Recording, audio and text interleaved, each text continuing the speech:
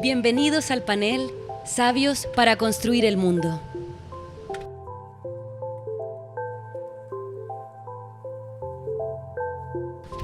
Invitamos al escenario a José Massa, Manuel Antonio Garretón y Adriana Valdés para ser parte de esta fiesta científica.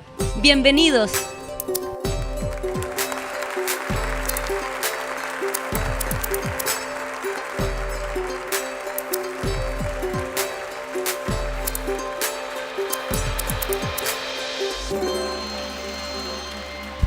Recibamos también a Humberto Sichel, destacado periodista nacional. Bienvenido. ¿Tú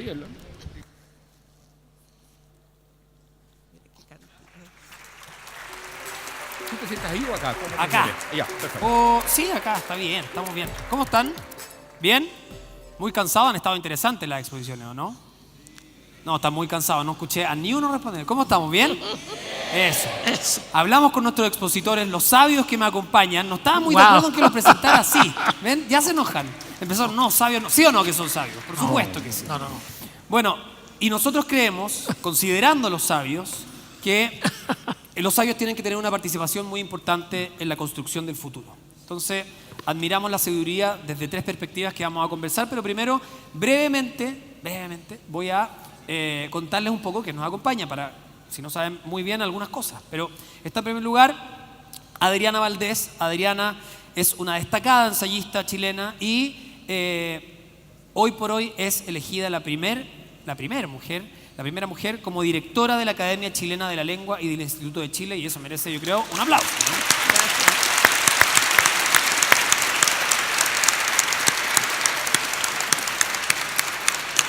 Yo creo que ese cargo, Adriana, no lo tiene otra persona que no sea una sabia. Eso creo yo. José Massa. José es un astrónomo y astrofísico chileno. Sus estudios, sabemos, se han centrado en las supernovas y fue galardonado con el Premio Nacional de Ciencias Exactas en el año 1999. José, muchas gracias por acompañarnos. Y a mi derecha se encuentra Manuel Antonio Garretón, es sociólogo, politólogo y ensayista, Premio Nacional de Humanidades y Ciencias Sociales del año 2007. Un aplauso para él también. Gracias. Bueno, les decía que queríamos tratar de conversar a propósito de esta participación en la construcción del futuro de las mentes sabias desde tres perspectivas. Desde afuera del planeta, voy a partir contigo, José, considerando, dependiendo de nuestras creencias, milagro o casualidad, digamos, que esta especie esté sobre el planeta y hacia dónde deberíamos evolucionar, ¿no? También, Adriana Valdés, con tu último trabajo, Redefinir lo humano, el planteamiento que hiciste de la imprenta nos llamó mucho la atención, porque dijiste, si la imprenta redefinió tan fuertemente la humanidad, bueno, por ejemplo, que leemos de izquierda a derecha, que nuestros textos tienen un inicio, un desarrollo y un final. Bueno, hoy en día la nueva tecnología está cambiando nuevamente nuestro entendimiento de forma radical. Hoy día todo eso ya no rige, o no sabemos hasta cuándo, que es más bien, ¿no? Y cómo eso va a afectar la historia y cómo va a afectar nuestros cerebros también. Porque hay una manera en que operan nuestros cerebros de leer, por ejemplo, de determinada manera. Hoy en día, con distintos lenguajes, eso va mutando. Y también a Manuel Antonio le queremos preguntar cómo se imagina que va a ser el orden social en el futuro. Una sociedad sin normas, por ejemplo, una sociedad donde uno va a esperar todavía que un gobernador nos ordene, el orden o el desorden se va a ordenar solo. Bueno, esos temas son algunos de los que vamos a conversar. Primero que todo, Adriana, parto contigo. ¿De qué forma nuestra relación actual con la tecnología crees está redefiniendo nuestro cerebro y qué oportunidades también podemos encontrar con esta nueva redefinición? Es bien interesante pensar que todas las cosas que nos ayudan mucho, por ejemplo un automóvil, que nos ayuda mucho a desplazarnos, al mismo tiempo nos limita, porque limita el ejercicio del cuerpo.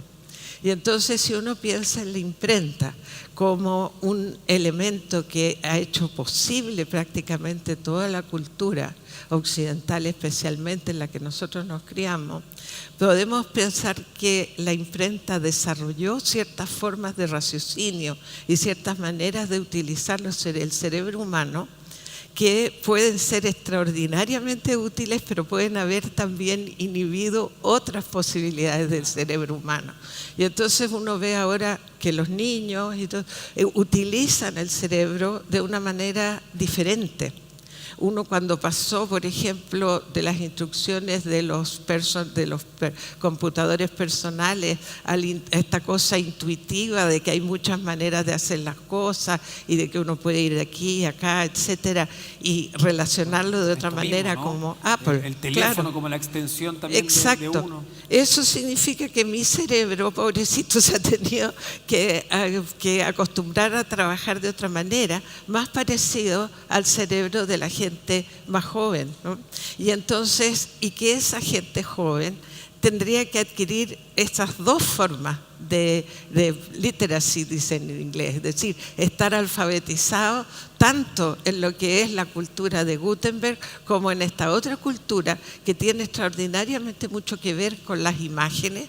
Como lee uno la imagen de un cuadro, por ejemplo, no la lee de izquierda a derecha ni de principio a fin, va combinando, volviendo, etcétera. Esa forma de mirar las cosas es una de esas características de esa nueva inteligencia y de las formas de combinatoria que es. Claro, y al final, ¿qué se acuerda como cuando ofrecían estos cursos de lectura veloz? Claro, que la gran gracia estaba en como mirar de forma céntrica, digamos, algunas palabras y uno podía entender el texto y el raciocinio era más rápido. Ahora, probablemente obedece a eso. Hoy en día no hay una estructura lineal del lenguaje, sino que no sé si tampoco se sabe cuál es la estructura. Vamos desestructurando constantemente el lenguaje y no sé si es que alguno tiene una respuesta de en qué podría terminar esto. Y reconformando también. Entonces yo veo que hay una posibilidad muy grande de saber que el cerebro humano puede hacer otras operaciones y que no se tiene que limitar a las operaciones las que nosotros hemos aprendido. Es decir, esto de redefinir lo humano, que era del título, tenía que ver con que muchas veces nosotros pensamos que es humano lo que somos nosotros. Y no probablemente las posibilidades que tenemos de ser en el futuro, ni tampoco totalmente humanos lo que fuimos en el pasado. Manuel, José, si quieren, por favor, seguir conversando también, entre medio es mejor. Respecto a... Perdón, yo haría un comentario. Sí, por favor. A una cuestión que tiene que ver un poco a llegar agua al molino, al tema de uno. Y es que yo creo que es crucial la importancia de la imprenta. Eso permite, entre otras cosas, la prensa y permite el control ciudadano, la creación de opinión pública. Pero la particularidad, a mi juicio, respecto a lo que ocurre hoy de la imprenta, es que la imprenta, gran invento, gran descubrimiento, no genera un modo de producción, sino que tiene que esperar 100 o 200 años para que aparezca el modo de producción industrial. En cambio, la digitalización, numeralización, como se le quiera llamar, es a la vez un modo de producción. Sí. O sea, lleva una enorme ventaja en su capacidad destructiva de lo que existe anteriormente, porque tiene que pasar mucho tiempo para que la sociedad agraria con imprenta se transforme en sociedad industrial. En cambio, ahora ya estamos viviendo la sociedad red, la sociedad de la información o como se le quiera llamar. Entonces, un modo de comunicación en un caso se adapta al modo de producción, en el otro caso, en el caso actual, el modo de comunicación es el modo de producción a la vez. Y por lo tanto, su capacidad revolucionaria, no en el sentido de revolución política, sino de revolución industrial, digamos, su capacidad revolucionaria es enorme. Y por lo tanto, tiende a ser, o puede ser, y eso hay que discutirlo, mucho más destructor que lo que fue la civilización industrial respecto de, a través del capitalismo, respecto de lo que era la sociedad que en ese momento existía. Exacto.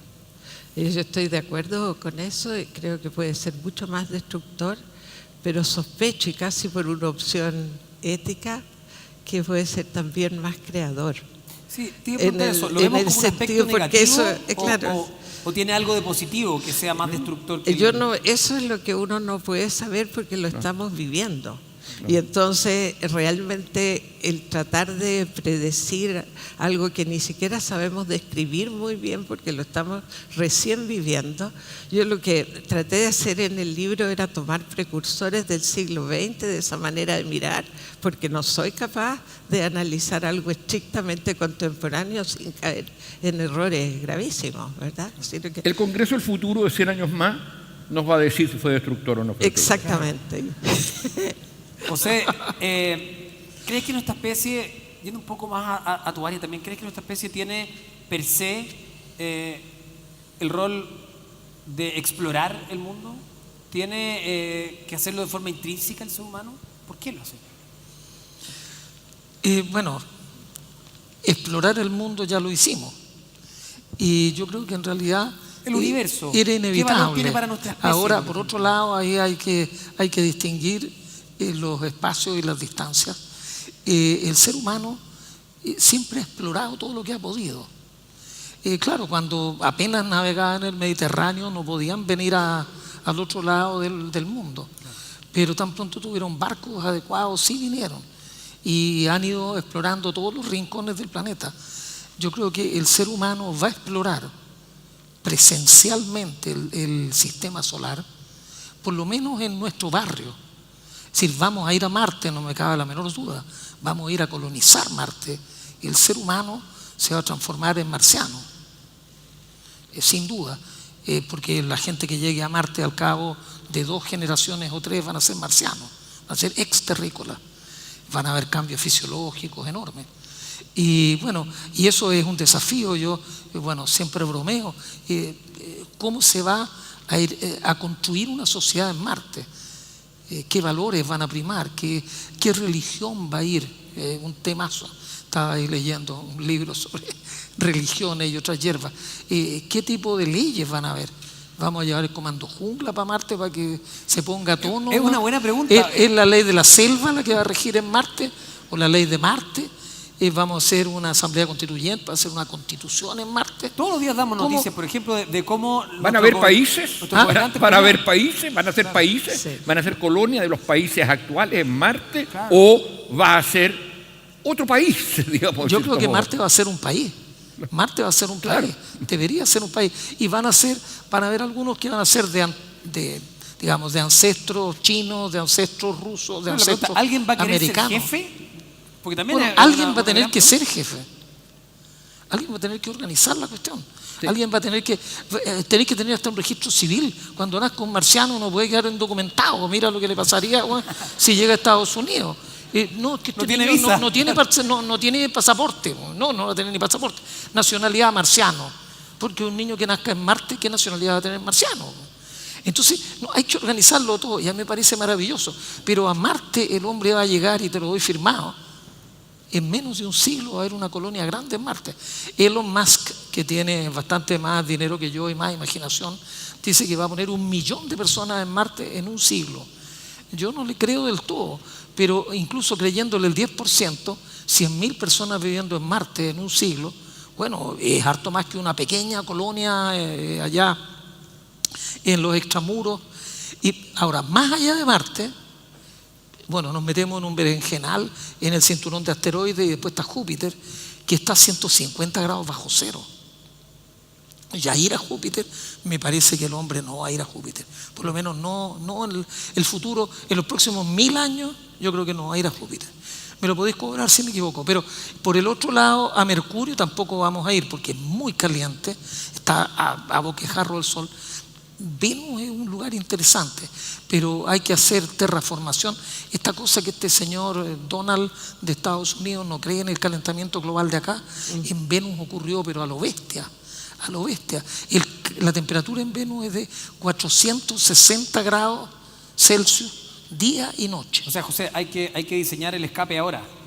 Bueno, no, yo creo que mira, a mí lo que más me emociona, una cosa que la digo siempre, bueno, sí, aquí hay jóvenes, todo lo que sean menores de 60 para mí son jóvenes. La juventud es relativa al que habla, así que uno va corriendo los límites de lo que son jóvenes.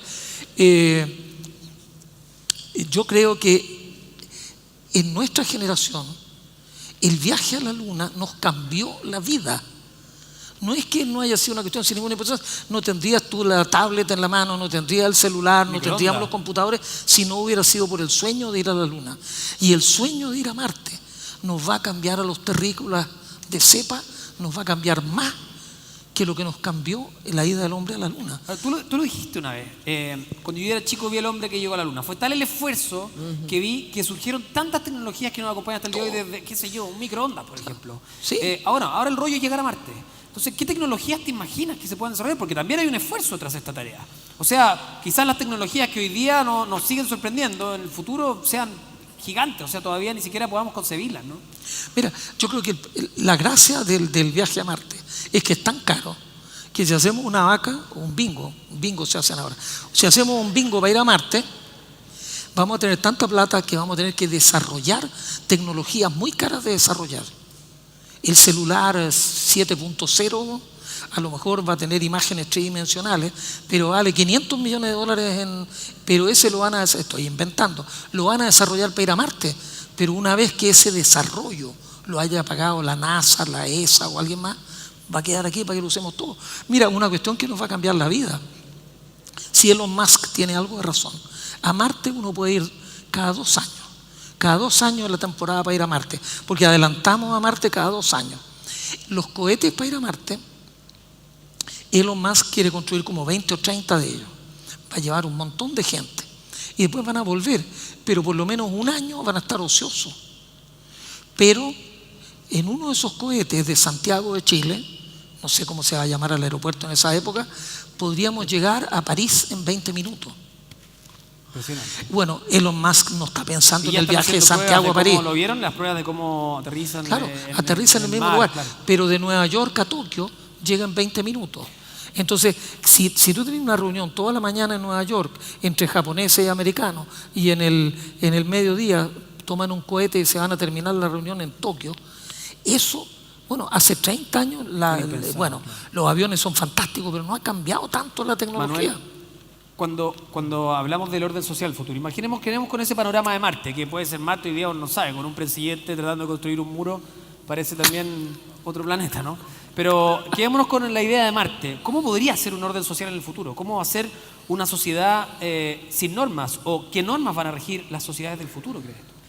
A ver, yo tengo la impresión que como yo plantearía el problema hoy, es vivimos, bueno, a lo largo de toda la humanidad, la especie, que no sabemos si queremos cambiarla o no queremos cambiarla, esta es una especie que se caracteriza, por lo menos lo dijo uno de sus grandes creadores de la filosofía, porque, bueno, él era sexista, entonces dijo, el hombre es un animal político. Obviamente lo que quería decir era el ser humano es un animal político, si no estaría preso. Hoy día estaría preso, con razón. Bueno, pero el ser humano era un animal político. ¿Qué quería decir eso?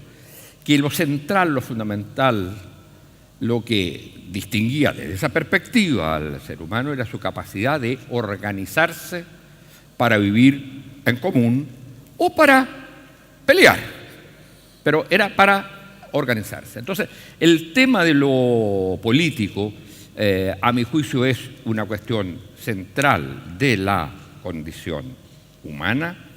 Lo que pasa es que estamos pasando de un tipo de sociedad en que lo político aparecía para la gente como algo indispensable, ya sea porque le daba sentido a su vida colectiva a través del Estado-Nación, ya sea porque era una manera de evitar los conflictos, ya sea porque era una manera de tomar decisiones y de participar en la organización por excelencia de la sociedad humana, que era la polis.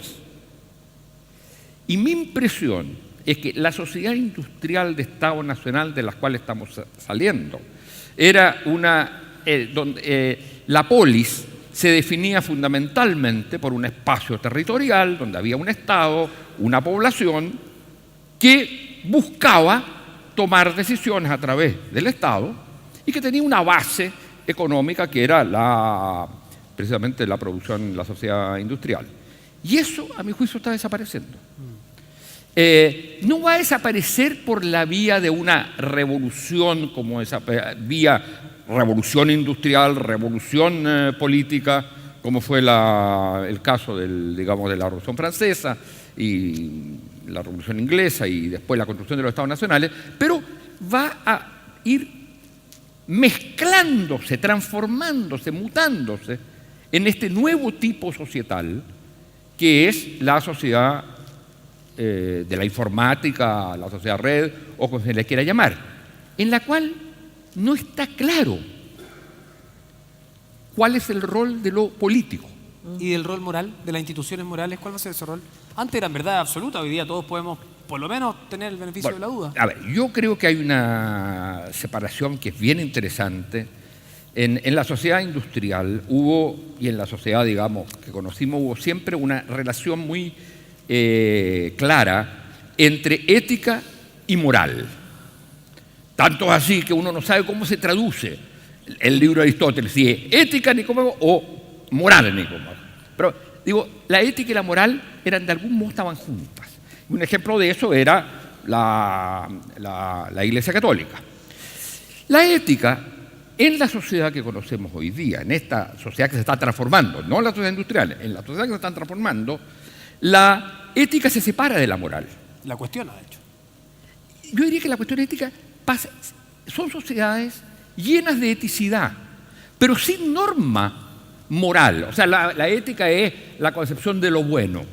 La moral son las normas para alcanzar lo que yo creo, lo que la gente cree, ¿no es cierto?, lo que las distintas personas creen que es lo bueno. Hoy día estamos en una sociedad, en un tipo societal en que lo ético se separa de lo moral. Y quiero dar un ejemplo con cómo vive la subjetividad del pirata la sociedad. La castiga con la base de una ley de propiedad intelectual, porque es pirata, porque está rompiendo un derecho de propiedad intelectual. ¿Cómo la vive quien lo hace? Soy sujeto, soy creador. Es decir, tengo un principio ético detrás de la piratería, solo que no se conforma con la norma moral existente. Y entonces, ese era, en parte, para quienes creemos en sociedades seculares, era en parte el rol de la política, que era generar instituciones que fueran lo más, para quienes son demócratas, lo más cercano a el deseo de la gente, que generar instituciones para alcanzar un proyecto de sociedad. Ahora, pero y hoy día estamos sin proyectos. Respecto a eso, hoy en día cada uno puede elegir, o estamos en una sociedad en que cada uno puede elegir ser lo que quiera hasta el infinito. Entonces, pensando en el futuro, por ejemplo, porque hoy día nos podemos encontrar con alguien que se le ocurra ser vegano, fascista, antimarxista, colonialista, no sé qué, y todos los ismos que uno quiera. Entonces, ¿cómo se puede normar eso en el futuro? Cuando hoy en día la elección es propia, no está dictada por esas normas morales que tú decías. No, pero, digamos, ese es uno de los riesgos. Uno de los grandes problemas es el pensar, y sobre todo hay una ideología de mercado que expande eso, es que yo entro al mercado y puedo hacer lo que quiero, lo cual es falso. Pero lo que es muy grave es pensar entonces ahí a la condición humana como una suma, y a la sociedad como una suma de individuos, y no entender que la sociedad, es decir, la existencia de relaciones sociales que son a la vez económicas, a la vez sociales, a la vez culturales y a la vez políticas, son una condición de vida de la especie. Entonces, hay que dar vuelta al asunto, no es que aquí tengamos que generar instituciones para resolver el problema de cada individuo. Tenemos que generar instituciones que de alguna manera respeten esta capacidad de la condición humana, esta característica de la condición humana, que es vivir en sociedad. Y en ese sentido tenemos que señalar que las instituciones que creó la sociedad industrial de Estado Nacional fueron buenas y que hoy día parecieran, al menos en la visión de las nuevas generaciones y de uno mismo que ya no sirven. Y por Adriana, eso la política le aparece a la gente como algo innecesario. ¿estás de acuerdo con eso? Lo que pasa en relación con el Estado Nacional, yo me acordaba a ti mismo mirando desde arriba y diciendo no hay fronteras, mirando, si miramos la tierra desde arriba. Nos está pasando en lo cultural que también los polos de atracción y de influencia que antes para nosotros, cuando estudiábamos, eso, estaban muy ubicados en Europa y en Estados Unidos, ahora existe una multipolaridad muy fuerte y por lo tanto el asunto de la ética, la moral y las normas está sujeto a la relativización que trae consigo esta multipolaridad cultural. A mi juicio, nunca habíamos vivido en una parte en que tuviéramos acceso a tantas morales diferentes. Y por otra parte... ¿Genera un poco de caos eso? ¿Ah? ¿Genera un poco de caos o bueno, o lo que libertad? pasa es que yo creo que genera lucidez respecto de la propia moral, porque antes la propia era la única posible y dentro de esa casita nosotros nos construíamos. Pero ¿Y uno estaba afuera o estaba adentro? Y Así uno de simple, estaba claro. afuera o estaba adentro y resulta que ahora no es así. Y eso tiene algunas consecuencias que yo encuentro francamente cómicas. Porque, por ejemplo, al deshacerse las prohibiciones de moral sexual, uno ve que la gente sigue necesitando prohibirle cosas al prójimo. Entonces ahora le prohíbe, por ejemplo, comer.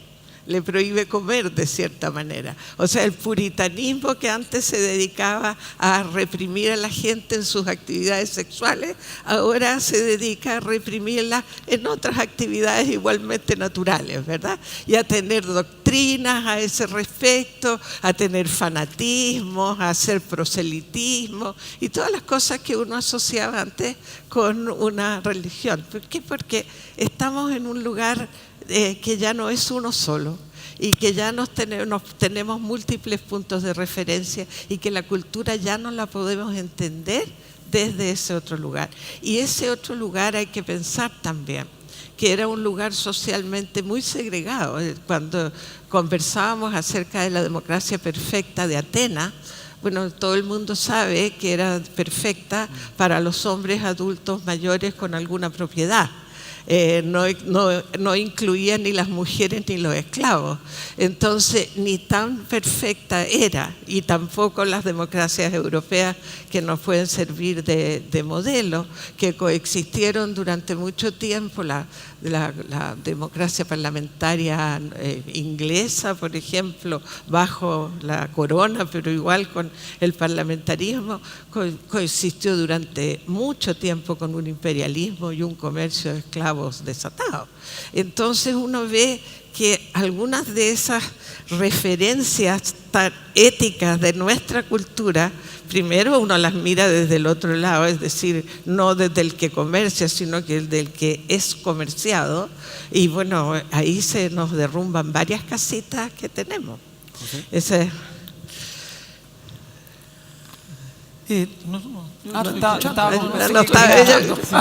No, pero sigamos contigo en ese punto. porque qué cara estabas poniendo tú. Es que estábamos moviendo la Voy mano. a colgarme del ejemplo que puso a Adriana, que es interesante. Está en el programa Por la Razón en la Ciencia, ustedes lo pueden ver, está en internet, todos los capítulos disponibles, donde José plantea algo que es muy interesante. Y por eso también la pregunta es, en Buen Chile vamos a seguir tonteando o no. Cuando uno ve como planeta lo que queremos lograr, José plantea algo que es de sentido común. Uno dice, si uno fuera un marciano y nos mirara desde arriba y viera el planeta Tierra, diría que no hay barrera de ningún tipo. O sea, es un solo planeta. Mientras vemos que todos los días estamos peleando, existen discusiones entre los líderes del mundo. Entonces, en el fondo, ¿qué orden esperamos de aquí al futuro de acuerdo a ese mismo ejemplo que tú pusiste? Bueno, no sé, el futuro en la Tierra yo no lo veo muy claro, pero yo quiero pensar que en Marte vamos a hacer las cosas mejor. ¿Qué? Que en Incluso Marte hay vamos a hacer una las cosa, cosas mejor. Esto me gustó. hay una cosa que me parece que va a ser crucial. Acá en la sociedad actual, el hombre como que, por lo menos en Santiago de Chile, yo no me atrevo a hablar más, como que las necesidades básicas las tenemos relativamente solucionadas en lo colectivo. Uno abre la llave, sale agua, uno prende la luz y cuando no hay alguna otra cosa se prende la luz, etcétera, y funciona la tele, etcétera. Uno tiene una zona de confort y entonces estamos viviendo una cuestión, la frenética búsqueda de la felicidad, que es tratar de acopiar y tener un auto más grande, una tele más grande, ir más lejos. Si alguien fue a Cancún, yo tengo que ir más lejos, a Finlandia de vacaciones. Es decir, pero no hay un proyecto colectivo. Aquí somos 6 o 7 millones, pero uno tiene como 10 conocidos. Uno se relaciona con 10 personas, yo por lo menos, no sé si es que yo soy medio anacoreta, pero uno vive en un colectivo, que el colectivo de alguna manera, el metro funciona, bueno, las micros no vamos a decir, pero el metro sí funciona, uno tiene que tratar de ser lo más flaco posible, si no, no entra o no sale del metro, pero en Marte las necesidades básicas no están resueltas y los que vayan allá tienen que actuar como una orquesta. Tú no pudieras decir, no, yo voy a tener el auto más grande de Marte. No, en auto no va a haber carreteras en Marte, así que autos no van a haber. Y tu preocupación y la mía y la de ella y la de Manuel va a ser tratar de sobrevivir. Nadie puede dejar la puerta abierta porque nos vamos a morir todos. Entonces, ay, que fue un error. No, es decir, todo el mundo tiene que saber hacer las cosas, pensar derechamente. En Marte, el que ande medio volado, no lo queremos en Marte. No lo queremos, digo yo, como que yo ya me subí a Marte. Pero en Marte, claro, en Marte hay que respirar y no está claro dónde vamos a sacar el oxígeno. Entonces va a haber un grupo de ingenieros y de esto que van a ser los reyes del oxígeno, para que nos oxigenen toda la cuestión. Después van a haber otros que van a tener que estar preocupados de traer el agua. Hay agua en Marte, pero está cerca de los polos, y en los polos hace mucho frío, hay que ir al Ecuador. Entonces alguien va a tener que hacer obras de ingeniería re grandes para traer agua de los polos al Ecuador. Y otros que van a hacer, esos van a ser los sacerdotes en Marte, ¿no? Los que hagan lechugas, tomates, papas. Mira la película El Marciano, el que cultiva papas y después la fríe, ese va a tener toda la adoración del mundo, pues si no comemos en Marte estamos fritos. Entonces yo creo que vamos a llegar a ser una sociedad mucho más colectiva en Marte, y yo creo que va a ser muy interesante. Yo creo que ahora aquí este desmembramiento en que cada cual va a lo suyo, uno ya no conoce ni al vecino y le importa un pepino lo que haga el vecino. Importa cuando asaltan la casa del lado, uno dice, me va a tocar a mí la próxima. Y ahí uno se da cuenta que tiene un vecino que hace 20 años que no sabe ni quién es. Entonces en Marte es una orquesta, no hay violinistas individuales o flautistas. No va a andar cada cual tocando su instrumento por ahí. Va a tener que haber un proyecto colectivo. Es interesante ese punto, considerando, por ejemplo, no sé, las leyes de la matemática cuántica, la entropía, que dice que en el desorden hay orden. ¿Va a tener que buscarse ese orden o se va a ordenar solo? Porque lo que plantea José es que van a tener que agruparse las personas, algo que aquí parece algo inusual. Yo creo que nunca ha habido, digamos, que el desorden por sí mismo constituya orden. Uno puede decir, estamos en presencia de un cierto orden, pero yo tengo la impresión que el gran dilema en este nuevo tipo de sociedad es cómo tú generas un cierto orden que al mismo tiempo de satisfacer esa cierta necesidad de seguridad que los seres humanos tienen, respete absolutamente la capacidad de innovación, de diferenciarse, y que no evite, porque eso es, no sabemos cómo será en Marte, pero en la Tierra, el conflicto no es en sí mismo malo. El conflicto es creativo. Otra cosa es la guerra. Pero cuando hablamos del conflicto, pensar en una sociedad de puro orden o de puro consenso, en el fondo es imponer el consenso de los más poderosos. Sí.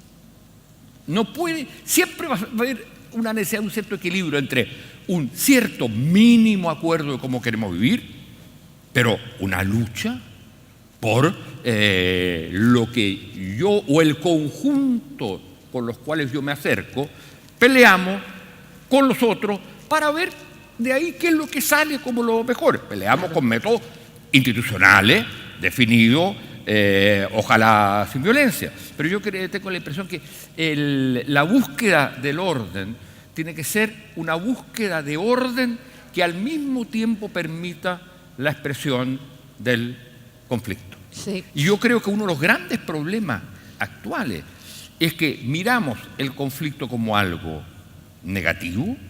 En vez de una oportunidad para buscar la creatividad. Exactamente. Y en vez de entender que el conflicto nace de que la gente no es igual. Uno, piensa distinto y quiere cosas distintas. Y dos, está en condiciones humanas, sociales, económicas, culturales distintas y por lo tanto rechaza el aspecto de ese orden que siente el reflejo como de la que siente como diversidad en el injusto. fondo. Eso, el reflejo de la diversidad. Sí, pero también el reflejo de la diversidad, pero también de la búsqueda de una cierta igualdad entre la diversidad. O sea, el conflicto nace del rechazo de la injusticia. Adriana. Y yo me acordaba ese respecto de una frase que es muy buena, ¿no? Que es que a nosotros nos aparece como caos un orden que no entendemos todavía. O sea, el futuro. Un orden que todavía no entendemos, a nosotros nos parece caótico. Y ese asunto yo encuentro que tiene una especie de encanto la frase, porque de verdad los conflictos a los que se refería también Manuel Antonio son conflictos entre imaginaciones distintas de cómo podemos ser. Entonces yo puedo mirar a alguien y pensar, su vida es un caos o su vida va a ser un caos, porque yo no entiendo cómo esa persona se organiza, o ese grupo, mucho más que una persona. Los grupos étnicos, entonces, uno se da cuenta que se organizan de distinta manera y uno llega y le parece que eso es el caos. Ahora, esa capacidad humana de irse introduciendo bien de a poco antes del juicio, e irse introduciendo casi corporalmente en un grupo para saber cómo ese grupo se autorregula, a mí me parece una capacidad muy interesante, porque la encuentro, volviendo un poco a lo intrínsecamente humano tiene que ver con lo animal. Y nosotros entendemos mucho con las ideas, pero entendemos mucho también con el cuerpo y con cómo estamos nosotros uno al lado del otro y cómo nos tratamos y cómo de repente sentimos una profunda desconfianza y cómo de repente, igual que un animalito, nos aguachamos. Entonces, esas cosas también tienen que ver con el orden, porque uno tiene miedo a lo nuevo, porque le parece un desorden y muchas veces puede ser que eso no sea tan caótico como uno lo piensa, que esté más bien en los límites de mi propio pensamiento, el caos, y no en el actuar del otro. Adriana, aprovechando lo que acabas de decir, ¿cómo te imaginas el futuro?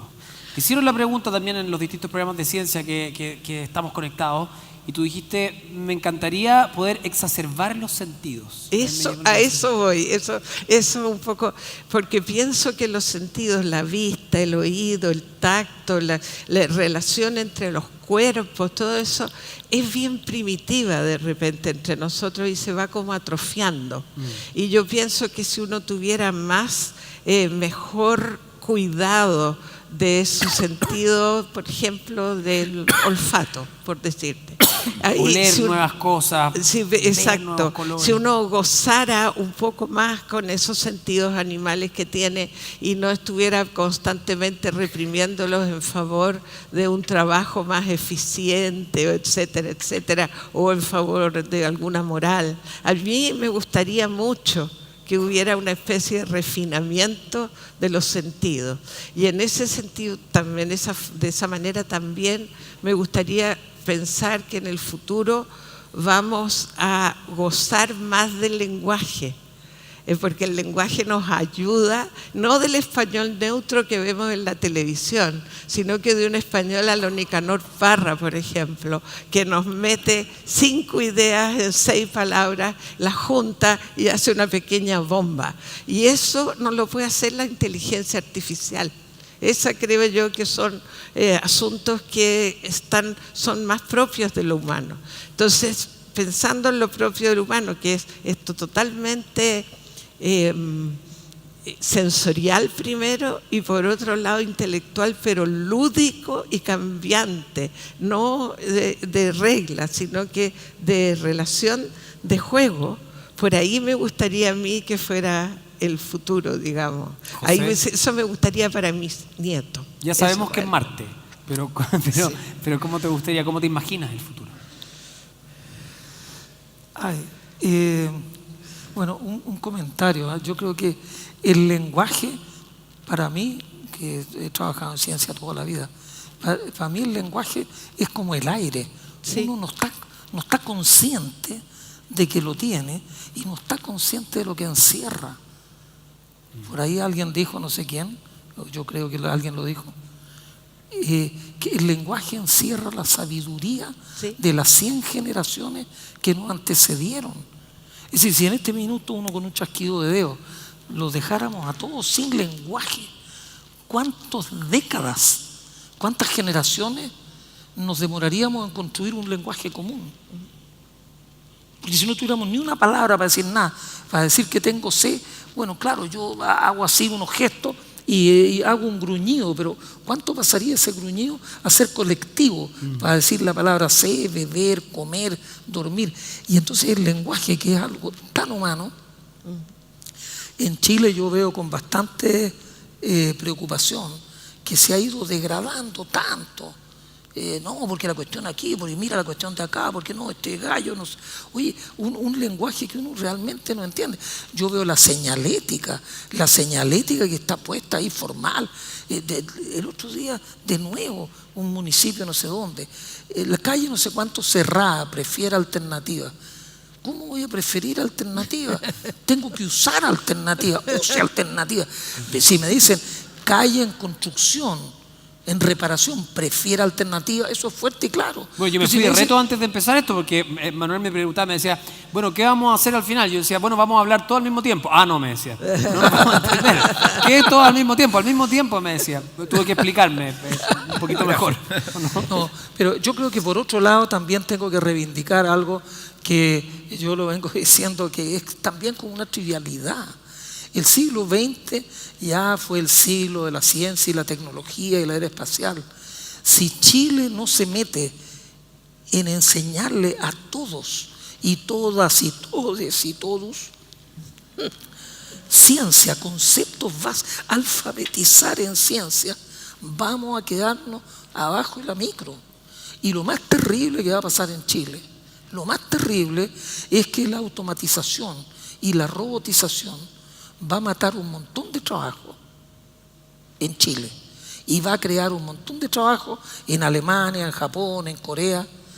Entonces nosotros somos perdedores netos con lo que viene, porque aquí yo no veo ninguna empresa, ninguna gran apuesta del fisco, del Estado de Chile, por tratar aquí. Uy, hay litio, bueno, vendámoslo con pala, ¿no? Y el salitre lo tiramos con pala, pero no queremos pensar.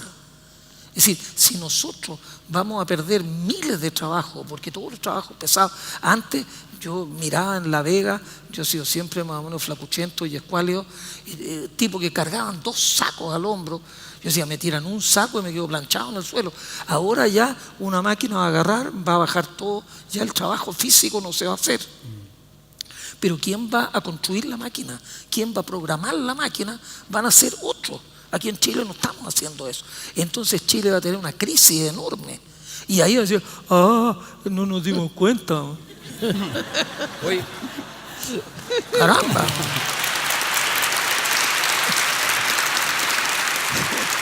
Manuel Antonio, te escuchamos. yo quisiera complementar eso con el otro lado. Yo creo que la ignorancia o la total negligencia nacional no va solo por ese lado.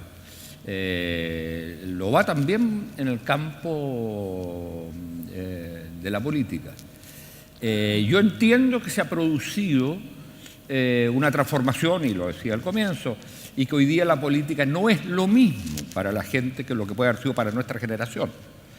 Pero hay una cosa, que por lo menos había la posibilidad que hubiera una relación entre la gente y la sociedad y la política, que era a través de un acto tan banal, pero obligatorio para todos, como era el voto. Y yo creo que por condescendencia, por culposidad o por lo que sea,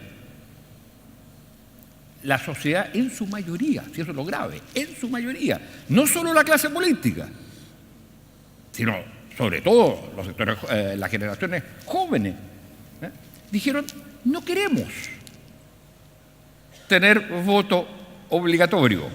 Y eso me recuerda un poco lo que se decía respecto de Grecia. No tener voto obligatorio significa que si yo tomo lo público o lo político como si me gusta o no me gusta.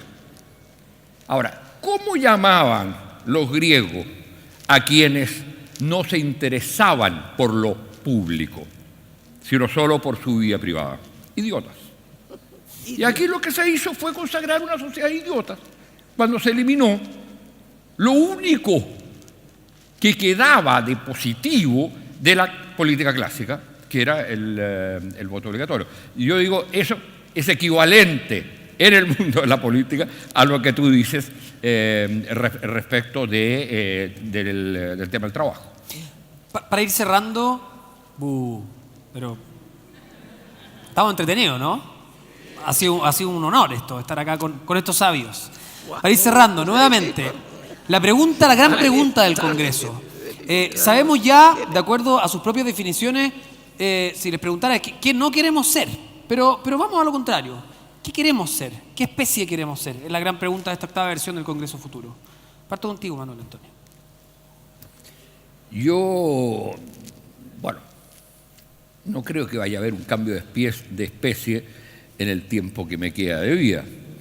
Pero lo que yo creo que como el gran desafío que tenemos en el campo del que me ocupo es cómo se construyen espacios de significación entre las subjetividades cada vez más diversas, cada vez más subjetivas, si se quiere, de la gente y la acción colectiva. Y la acción colectiva.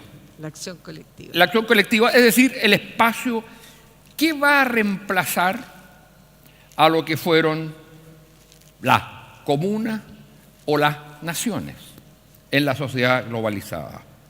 ¿Y cómo hacemos de eso? No torres de Babel de individuos, sino capacidad de creación colectiva en la cual, al mismo tiempo de generar posibilidades para todos, se pueda salvar el universo, salvar el medio ambiente. Entonces yo tengo la impresión que hoy día el gran tema es cómo reconstituimos una legitimidad de lo político. Es decir, que sintamos que lo político no es solo el ámbito de una clase política, sino que volvamos a vivir lo político en relación con la política. Los movimientos sociales hoy día tienden a pensar que lo que hacen ellos es la política y basta con eso, que no se necesita una instancia distinta. Y la gente y los individuos y los ciudadanos también.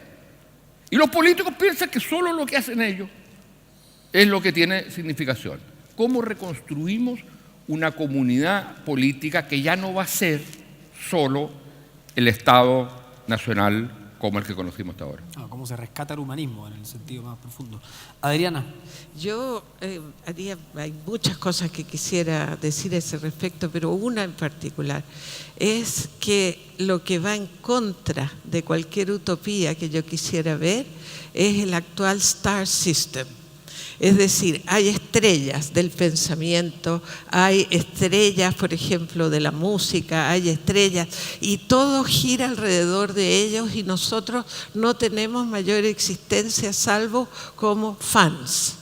Y ese asunto yo lo encuentro terrible porque descapacita a la gente, lo transforma y hace que su propia imaginación no importe, hace que sus propias emociones y sus propias experiencias no importen.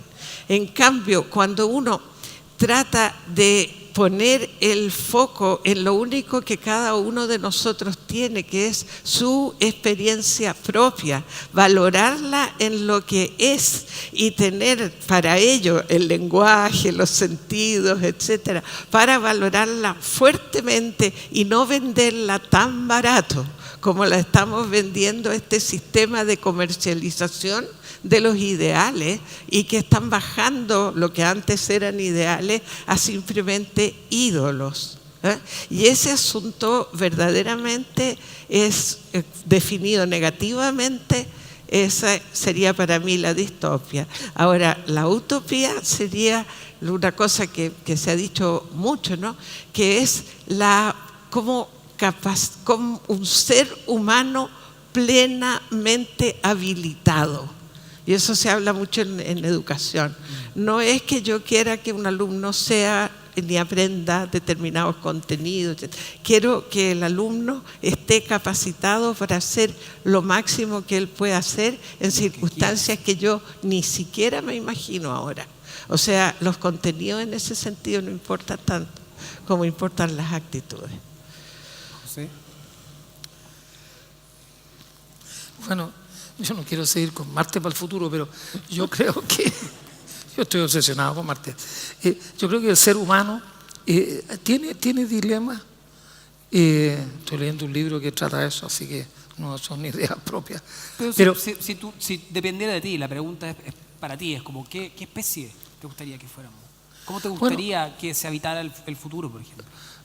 Yo creo que es muy difícil. El problema que tiene la Tierra es que somos 7.000 millones de personas, y resulta que ahora estamos llegando a un momento en que uno puede vivir tranquilo en Valdivia, en Payaco, y interactuar con un pequeño lugar. Pero si los chinos siguen contaminando la atmósfera, va a llegar un momento en que no vamos a poder respirar, o que se va a derretir todos los hielos, etc.